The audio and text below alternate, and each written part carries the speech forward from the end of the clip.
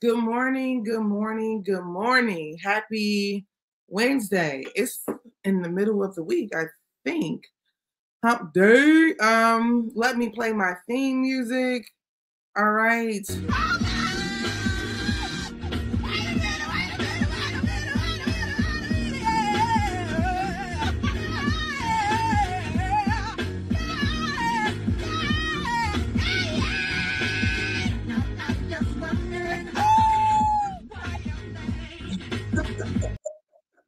I just love that song. Every time I hear it, you know the story. It just warms my heart.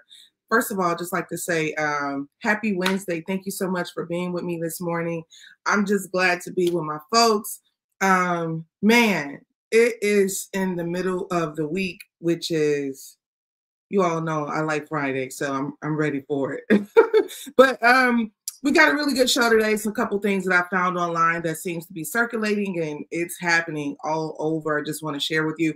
I don't think I got a chance to share with you all the Smokey Robinson story. I did a video on Instagram about that last night. But before I go any further, let me say a really quick prayer. Heavenly Father, thank you so much for waking us up this morning. Thank you for allowing us to be on this side of the earth. We appreciate you. We love you. We ask for your continued protection and guidance. In your name we pray. Amen. All right. If you know that you can't do it without the good Lord's help, somebody say amen. All right. That's just first and foremost, because of who he is, we are. All right. There was a story that I saw about Smokey Robinson, but you got to check it out on my Instagram page. I'm going to move on to what I have in front of me, which is some really, of course, Trump and his cabinet, they are on fire. I feel like Trump and his team be like, all right, what we need money. Okay, let's slash out everything that was built probably for 100 years. Let's take it out. We don't really need that, especially if the poor and the middle class are the beneficiaries of that thing that they continue to slash out. For example, recently, I want to show you that this is the latest from the Trump administration, which, some people are saying, well, what's wrong with that? I don't like the idea of removing programs that people have been utilizing for, 60 years. Now, here's what is being said. Trump administration proposes eliminating Section 8 housing vouchers to replace with states designing their own rental aid programs instead. Now, here's the reality. What it sounds like from this particular thing is they want the money coming back to them. It's like, hey, versus, private properties or private folks, it's like, or other real estate. It's like, no, this particular thing, if we have Section 8 housing, then we will provide the housing, or we will provide a system where it comes back to us. Now, it reads, the White House is proposing to eliminate Section 8 housing vouchers and slash rental assistance by 40%. Somebody put Section 8 in the chat. Put Section 8 in the chat. Section 8 in the chat. All right, officials say that this current system is broken and want states to design their own rental aid program instead. The plan will also limit support for able-bodied adults for 2 years, focusing more on elderly and disabled people. Guess what? People who fall in the line of mentally challenged, mentally disabled, who have able bodies but don't have able minds, they are going to be a victim of a harsh reality if this passes. All right, housing advocates warn this could cause a major surge in homelessness. Since only a quarter of eligible families currently get help, cutting further would be devastating. That means that you have people who literally, could utilize Section 8 who do not, right? Who do not. They just don't. But because it is a high volume situation with only a very small amount of people who gets access in the first place, this becomes a challenge. So it says cutting further would be devastating. Experts would also worry about changes that would reduce local control and shift focus to short-term shelters instead of permanent housing. The plea gives states more control but less money. Past programs like this often led to funds being redirected away from housing. Advocates say this could increase strain on hospitals, schools, and food programs, especially for struggling families with kids. Somebody say that Trump is headed toward the Great Depression 2.0. Somebody put that in the chat. Somebody put the Great Depression in the chat. The Great Depression in the chat. The Great Depression in the chat. The Great Depression in the chat. The Great Depression in the chat. The reason why this is important for you all to understand is that a lot of our ecosystem is relying on some checks and balances. For example, I like to always use this analysis. Me and the electricity company have a very healthy relationship. The relationship is very clear. I pay my light bill, they keep it on. So what happens is if, 200,000 people can't pay a light bill, it's not just about cutting off 200,000 lights. It's also, well, I got to get rid of 200 employees. I got to get rid of 200 employees at I got to get rid of 200 employees at the light company as well. So it's all going to be circular. Like it's all going to come back. That's what I don't understand. This is why some of this is devastating, because if you mess with housing, then it affects the shelters. It affects homelessness. And what happens? I already told you all a week ago that folks should get in the habit of living with one another, trying to stay together until this is all resolved. Like I also like to share, you know me, I like to keep it 100. As the kids say, keep it a buck. And if I can keep it a buck, they ain't taking short trips to, the moon because they're taking trips to outer space, because if they have to get the hell out of America, the bunkers and the skyrocketing out the sky, they are prepared. They are prepared to let this country crumble, okay? So you should be prepared too. That's just first and foremost. So the federal budget also proposes cutting other affordable housing programs, calling some projects wasteful.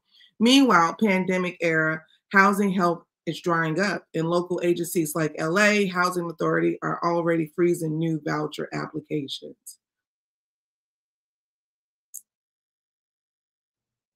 So this woman says, this is really unfortunate. I worked in housing for 14 years. Section 8 programs help so many elderly and disabled people, as well as single mothers.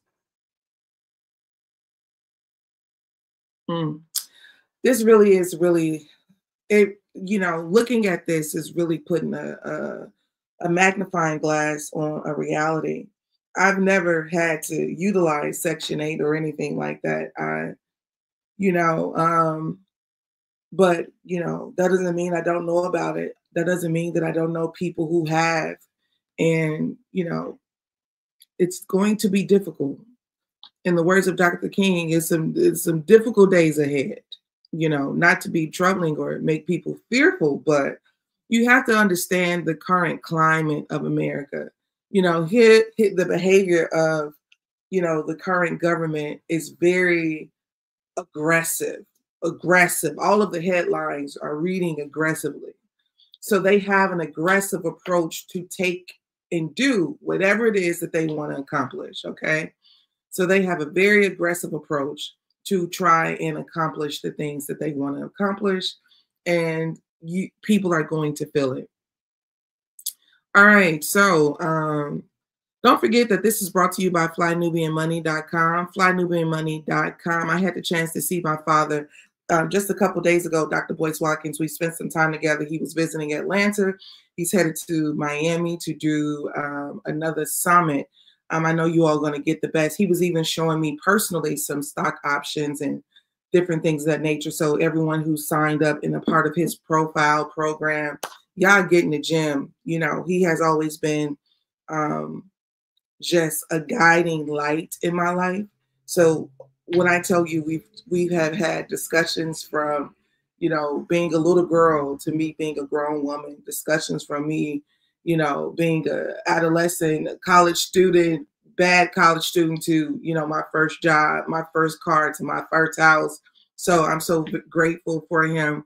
But he works in media, and one of the things that he knew that he wanted to do in media was he wanted to make sure that he had a profile and a platform that was not controlled by white men. And what that meant was that it's not like everybody else. That meant that, you know, we get to use words like white supremacy. We get the opportunity to be honest and transparent.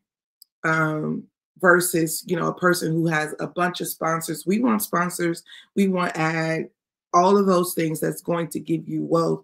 But if it's going to take away your truth, then that's where he draws the line. You know, Black folks need true media.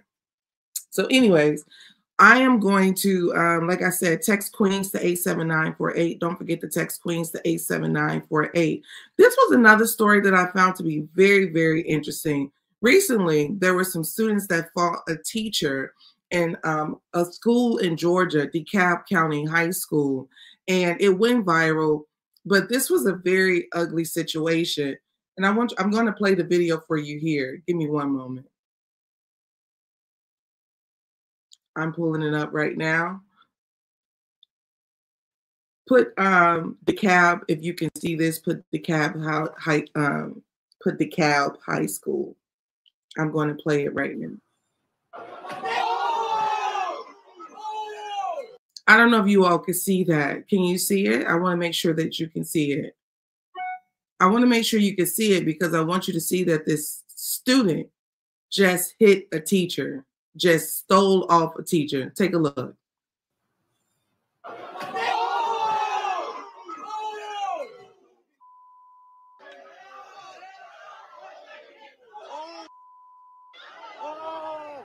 All right, a lot of you may remember this fight. It happened last week at Dr. Martin Luther King Jr. High School in DeKalb County. The district says several students initiated the fight with the teacher you see there. There have been a lot of questions since that video went viral. And tonight we're hearing from the DeKalb County School Superintendent. 11 Alive's Dan Kennedy spoke with him about what's being done in response. The DeKalb County School Superintendent this morning outlined the district's approach to school safety and student discipline. He says they are working on de-escalation training with teachers district-wide. And as for the students involved, he says there was an opportunity perhaps before that fight began to identify some trigger points. So he acknowledged the fight and says there are things they could do better as a district. It all stems from this fight that happened last Tuesday here at Dr. Martin Luther King Jr. High School in Stonecrest. The teacher was put on administrative leave while they investigated, and 3 students were charged with battery and disrupting public school. Well, today, Superintendent Dr. Devin Horton said he does not support those students being criminalized. He says things are not as cut and dry as what you're seeing in that video right now. And there are things they could have done better as a system, including pairing at-risk students with family and community engagement advocates, or FACE. That incident occurred, that student had been with us less than a month. We didn't have an opportunity to put that student with a FACE advocate. We had just got the student. And so it's time that, times like this, that we got to reflect and say, does that moment define our culture in our district? Does it define the culture in our schools? It does not. And speaking of the culture, this, of course, is a small incident in an otherwise very large school. The principal also spoke today and touted some stats that they're proud of. He says attendance rates here at an all-time high, 85% or so, and says they are on target to have their highest graduation rate in the school's 24-year history. He says they are not where they want to be as a school in light of what happened last week with that fight, but he says they are on the right track. Reporting in Stonecrest, Dan Kennedy, 11 Alive News. Thanks. Well, let's a spade a spade. What we saw was a young teenage student hit a grown teacher, hit him. He took his fist and brought it back and punched him. And behind that, Do you all want to be punched as a teacher? I'm just trying to figure this out. The superintendent, he failed. He failed at being able to properly articulate the issue here. The issue here is that, it could possibly be there are way too many students to teachers and way too many students to administration. But this ideology that, some kind of way that the teacher is going to practice trigger points of de-escalation. Teachers are not psychiatrists. Teachers are not sociologists. Teachers are teachers. They don't get paid enough to go and try to, master de-escalation. What happened? And I remember being a student and, teachers say something to you, you don't like them, like you want to like, shut your ass up, leave me alone, or whatever the case is, depending on who the teacher was. But I also remember at the times that I was growing up, I graduated high school in 2003. But at the time that I was growing up, being a class clown wasn't attractive. It wasn't appealing. Being studious was more in alignment. Even if you had a bad attitude, you still wanted to be studious because being stupid was not attractive. It wasn't okay. It was a little bit, it was frowned upon. Just even from a social standpoint, the girls don't want to hang out with a girl who just completely, don't do her work. The boys don't want to hang out with a boy who's irate and do no work at all. So it was just like the class clown. Well, a lot of times you would laugh at the class clown, but they were in a standalone situation. Now, I grew up in the inner city of Chicago, so I would like to say that it was not easy. Our teachers, they had it rough. And one of the reasons that a lot of Black teachers have it rough is because nobody wants to say the truth. Nobody wants to say that our value in education is very minimum. Nobody wants to say that you don't find enough people that truly value education. Our grandparents had a different value towards education because they felt as if they needed it to be intelligent. They had been ostracizing education from them for so long that our grandparents had such a value to it. It was like, you must know how to read. You must know how to write. It is a must, And then when we go to fast forward to my mother's generation, my mother's about 55, they were the people who had the Industrial Revolution of all types of things, were evolving. So after high school, they were very adamant about jobs. Some college felt like a foreign thing. You see so many young Black people even talking about how a different world was like, oh my God, when I saw that, I just knew I had to go to college. Get your ass out of here. If college was a thing, then you would have saw it from your parents. You would have saw it from your cousin. You would have saw it. So you do have those Black folks, generational Black folks who are avid educators and into education. Maybe it's just a class of people. Maybe it's just poor people. Poor people don't value education. Is that what it is? If you're Black and you're poor, you don't value education.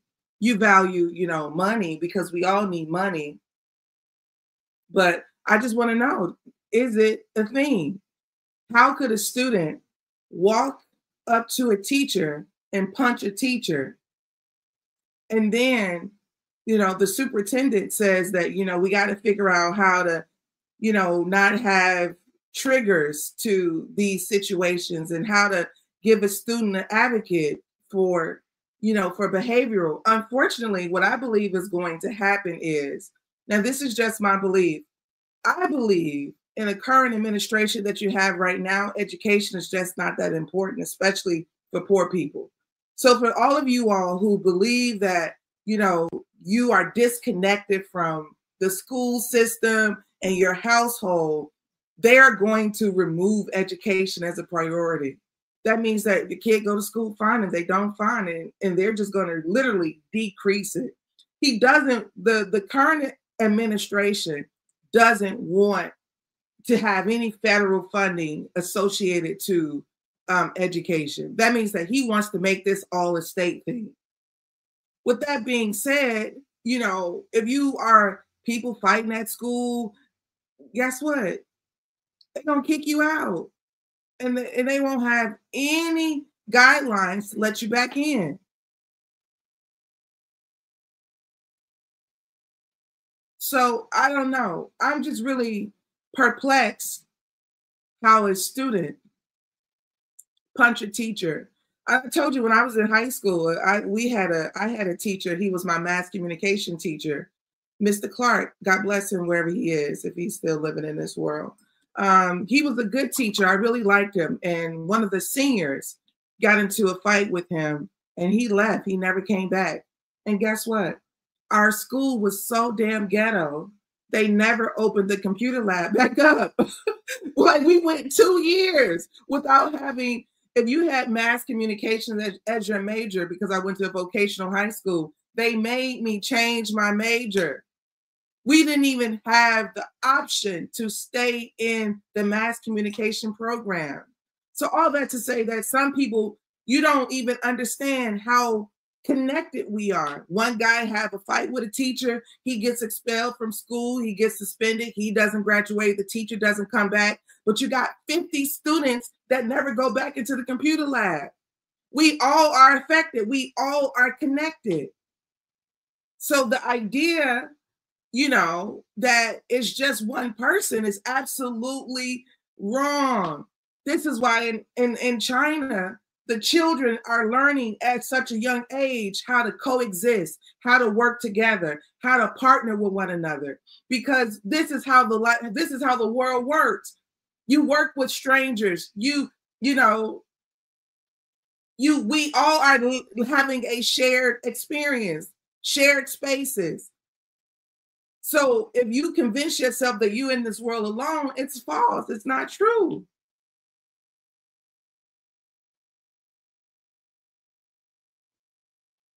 And I like this guy on TikTok. He just said that if kids don't want to go to school, then that's good. Don't go. I mean, yeah, that's good because, you know, the teachers, this is another thing. Teachers are going to feel very much like they don't get paid enough. I think some of the solution could be is increasing teachers' pay. Increase teachers' pay so that, you know, there can be some kind of reward behind coming to school and getting your ass knocked off, you know? But like coming to school, getting your ass knocked off and still ain't got enough money to make rent. Oh, that feels a little hard. No, I don't want that. You know, that feels very tough. Coming to school, you know, and getting your ass knocked off, and then you still gotta drive Uber so you can make ends meet on the weekend. That's not a quality of life for anyone. And I feel bad that, you know, culturally, you know, this has become a norm. So let me just share with you what the superintendent also has proposed really quickly. The superintendent proposed this right here. If your kid hits a teacher, you may go to jail under Georgia's Parent Accountability Act. This was the teachers union, the Parent Accountability Act. This is what they do. You got to remember that America likes to criminalize and vilify. They do not like to correct issues. They like to monetize off issues. So they use a fear tactic. Most countries, some other countries, you know, they want to try to figure out how to fix root issues, root cancer. What is the cancer? Let's get it. Let's kill it. But America is okay with the cancer. They feel like, let's just catch as many people as possible with the cancer. And how much money can we make behind it? So the teachers union, he proposes that the Parent Accountability Act means that Georgia Teachers Union wants parents held accountable if kids hit teachers. The Georgia Federation of Teachers just proposed the Georgia Parent Accountability Act, which would punish parents if their child attacks a teacher. Penalties could include fines, community service at school, or even jail time. Though no specific sentence was outlined. The move comes as violence against teachers has surged, with 755 cases reported in Georgia, nearly double what was reported before the pandemic. The union says rising aggression shows a lack of discipline and support at home. This is crazy.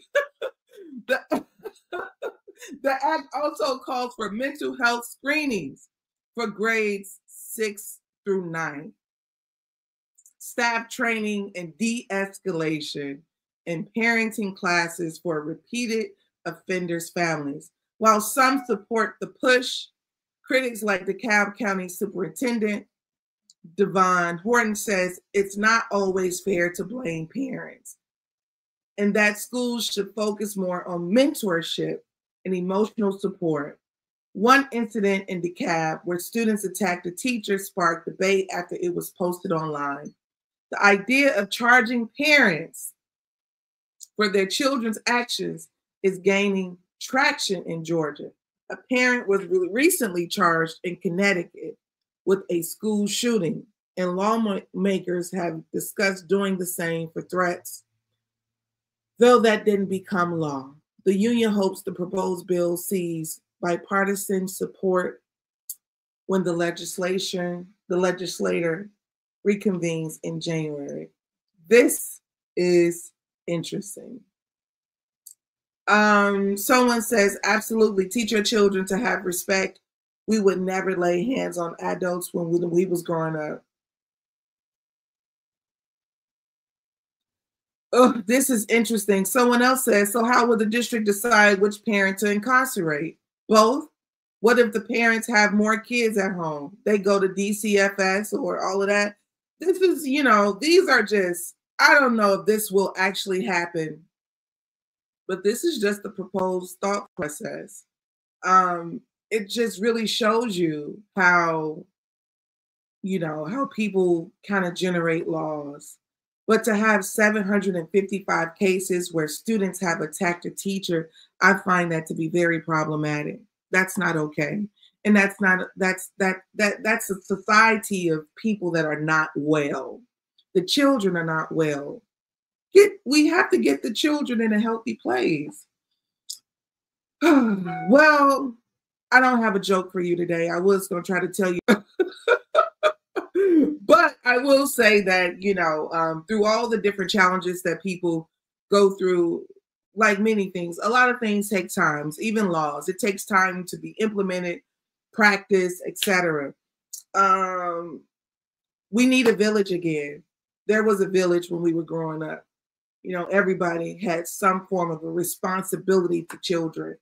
Now people don't really, feel as connected or want to deal with it. So all that to say that a village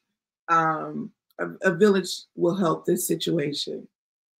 So cheers to the village. We need to bring it back into our communities. All right, it's 10 o'clock. It's my time. It's actually 10:04. I appreciate you all. Don't forget the madampresident.com is fully open and available to you. You can get my book, Matters of the Heart. Also, don't forget that this is my leading up to my last few days of doing the morning show. I should be done May 15th. I will not be doing the morning show past May 15th. So please stay connected with me on all social media platforms. One Madam President on TikTok, one Madam President on Instagram, madampresident.com. And I want to fully, just stay connected with you all. I appreciate you. All right. Have a good day, and I will see you in the morning.